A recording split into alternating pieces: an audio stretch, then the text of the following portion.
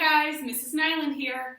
I have kind of a special book / poem that I'm going to read to you today on the night before we start our digital learning. So of course I have my coffee. I'm going to go ahead and put that down and let's start. 'Twas the night before digital learning. All right, let me get to the right page here. 'Twas the night before digital learning, when all through the house not a creature was stirring except the click of a mouse.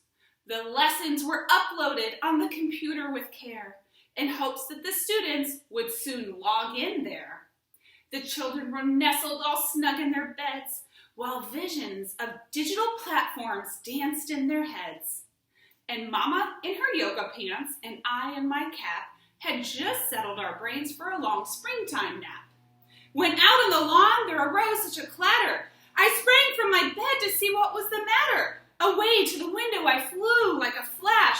I tore open the shutters and threw up the sash. The moon on the breast of the new fallen pollen gave me a vision of allergies that surely were a-comin'. When what to my wondering eyes did appear but a miniature teacher in 8 enrichment resources. Oh dear! With a little old teacher so lively, never bland, I knew in a moment it must be Mrs. Nyland. More rapid than eagles her courses they came, and she whistled and shouted and called them by name. Now seesaw, now canvas, now brain pop and Kahoot. On Khan Academy, on Extra Math, on Pebble Go, and Google Classroom. To the top of the class, to the top of the district, new passwords, new passwords for all. As data was submitted and started to fly, she met with an obstacle, password denied.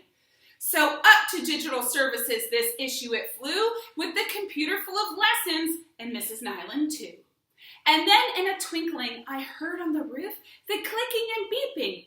It was working, it's true!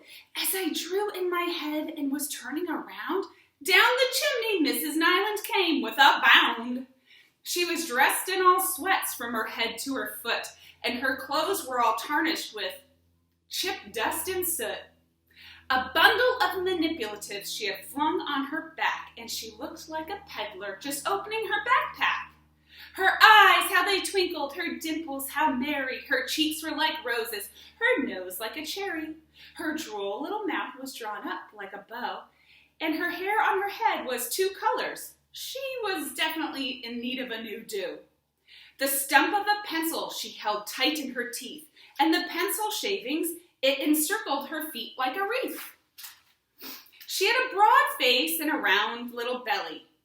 Hey, we're all eating a little extra during quarantine. And it shook when she laughed like a bowl full of jelly. She was ready to teach and get back to herself, and I laughed when I saw her in spite of myself. A wink of her eye and a twist of her head soon gave me to know I had nothing to dread. She spoke not a word, but went straight to her work, assigning all the lessons. Then she turned with a jerk. And then, washing her hands and not touching her nose, she gave a nod, and up the chimney she rose. She sprang to her Ford, and her team gave a whistle, and away they all flew like the down of a thistle. But I heard her exclaim as she drove by the light of the moon, "Happy distance learning to you all, and I'll see you on Zoom." Bye, guys. See you soon. Love you.